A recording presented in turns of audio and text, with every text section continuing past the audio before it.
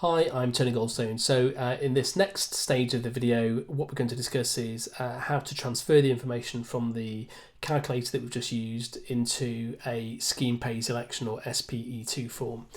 So this URL here, TGAA8, it will give you a copy of the scheme pay selection guide, which is a long document and it's helpful, but it is very complicated.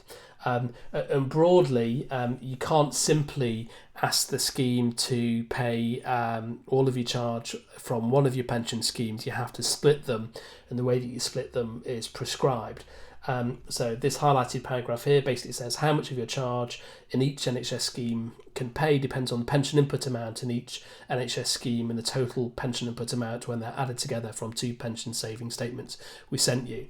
And they work through 4 or 5 exceedingly complicated examples, and I've deliberately used the same colours and layout in the calculator so that you can compare those to the examples to try and make sure that you fill the form in correctly. So if we just kind of zoom into that, so you'll remember that we used the HMRC calculator that told us that we had £14,000 of available annual allowance, including carry forward. These two values are from the pension savings statement. So we had 11,000 in the 95 scheme and 39,000 in the 2015 scheme. And then if you add those together, you get 50,000 total NHS pension input amount. And then we work through what the tax was, and for the form and for the calculator you have to put in your highest marginal rate of tax. Now if your pension charge straddles a tax band, so for example if some of it would have been below 150,000 and some of it above 150,000, you can't simply use this calculator, and it's a bit more convoluted and you may need the advice of an accountant. So we can see here that we found that our total amount payable was this value here, so 16,583, and that's the AA tax payable at this member's marginal rate of 45%. And then all they've done is they basically said, well, let's split it proportionally by your total PIA.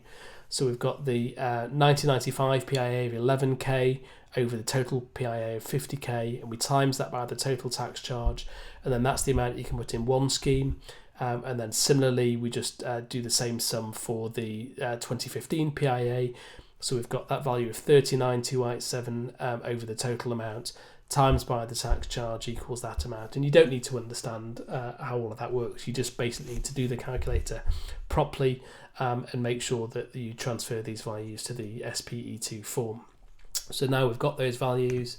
That's exactly what we'll do. So this is the output from the calculator, and I've applied some colour just to show you how it maps to the SPE2 form. And the current version of the SPE2 form is available at this URL, so TGAA999. And if you download that, you can see that there's just some simple demographics to put in here. Your pension savings statements or any correspondence from the scheme will have your scheme SD membership number. Fill in some demographics, put in the tax year, so 1920. So is this a change from a previous election? So no, this is the first one we've put in for this tax year. And then you need a value. So this value for the 1995 or 2008 scheme is this one here. So that's that 3783. So we've just copied that across there. Is this an estimate? No. So because I've been given a pension savings statement to work with here, we can put in the exact values rather than an estimate. And then exactly the same for the 2015 scheme. So no, this isn't an updated election. This value of 12,799 is copied across here. Is this an estimate? No, this is from the pension savings statement, so it's an exact amount. And then it's saying, did you have a reduced allowance? So because this member had threshold income was higher than £110,000, they had a tapered annual allowance, and their reduced annual allowance was 14,050, and that's that value there, or that value there. And remember, that was the value that we got from the HMRC calculator. And then what's your highest marginal rate in the tax year? And so that's this value here of 45%. And then just in this bit of the form, are you planning on retiring before 31st of July? So no. And are you going to reach 75 before the same date? And the answer again is no, and then sign it. And that is the SPE2 form. So we've filled in the form.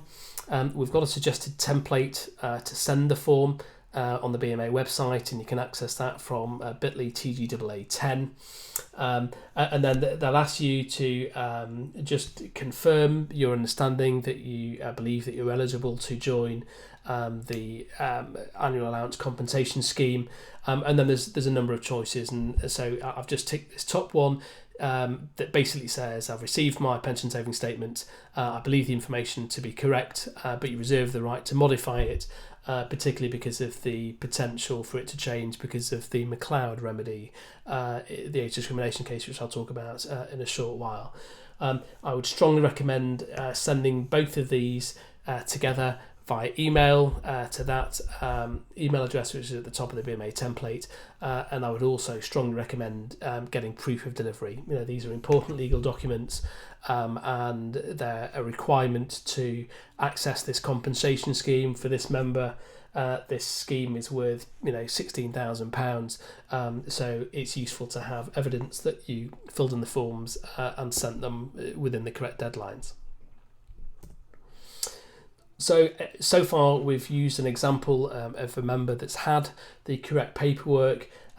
In the alternative, you may not have received that, and therefore we would advise you tick this box on the BMA template that says, I note that we're past the statutory deadline for the scheme to have issued me pension savings statements. Please send me them as soon as possible. If you're not able to send me them, please write to me within 7 days and tell me why you're not able to send me them. So, for example, it might be they've not received information from PCSE or the employer, so they've been unable to calculate it. But you're still going ahead and submitting an SPE2 form. So you can either wait for that information and submit it before the deadlines, or if you wish, you can submit a best estimate. And I would always advise that it's best to either do the exact amount from a pension savings statement form or an estimate. But if you're not able to do an estimate, and it can be very difficult to estimate those values, you could put in a nominal amount. So, for example, an estimate of £25 in each scheme. So if you tick that box, you can delete which one of those that you're doing, and then on the SPE2 form, instead of ticking the bit that says no, it's an estimate, obviously you would tick yes, it's an estimate. You would put in your estimated values, and similarly for the tapered annual allowance, you would have to estimate what your tapered annual allowance was, because the tapered annual allowance includes what the pension growth is, so you can't calculate one without the other. And again, just because you're submitting an estimate doesn't mean that you shouldn't retain proof of that estimate to show that you access the scheme before the deadline. So again, I would recommend emailing it and also getting proof of delivery and retaining that for your records.